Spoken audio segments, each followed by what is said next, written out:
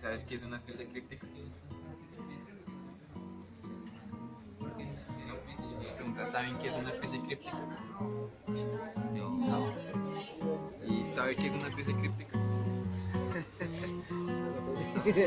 Antes de definir qué es una especie críptica, vamos a definir los dos conceptos. Primero, una especie, bajo el concepto biológico, se conoce como un grupo de individuos fértiles entre sí, pero que están separados de cruzarse con otros grupos, y por propiedades tanto físicas como de incompatibilidad entre progenitores o esterilidad en sus híbridos. Y lo críptico se conoce como algo oscuro y enigmático.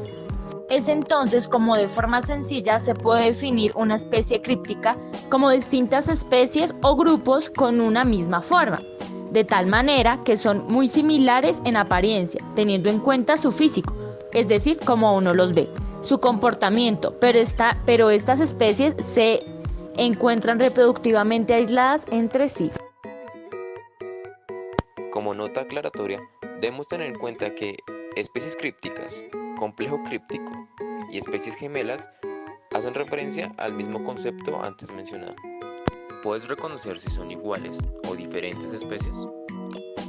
Quisimos preguntarle a algunas personas. Misma especie. Y acá en este caso, ¿crees que son de la misma especie o son diferentes?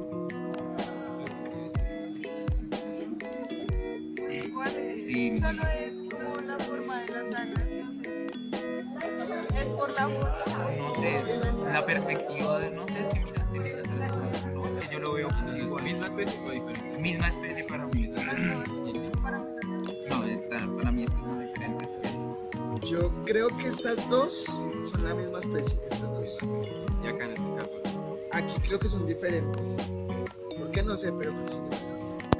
Estas mariposas son totalmente diferentes, conocidas como especies crípticas, mientras que estas aves de aquí pertenecen a la misma especie. Aquí tenemos al macho y aquí a la hembra.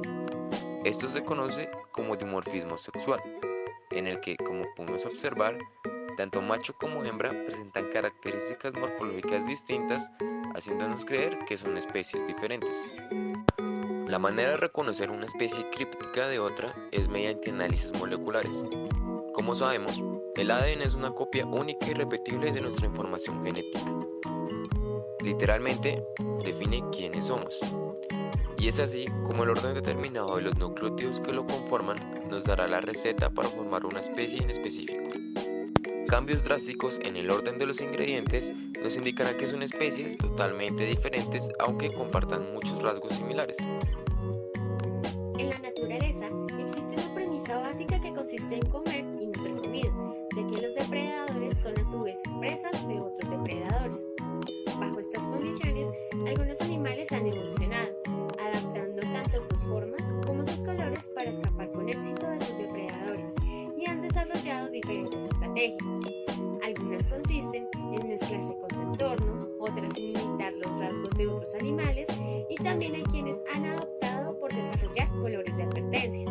Como bien ya se ha explicado la definición de especies crípticas, puede que haya confusión con otros términos que parecen tener similitudes, como lo son cripsis o camuflaje, mimetismo y aposematismo.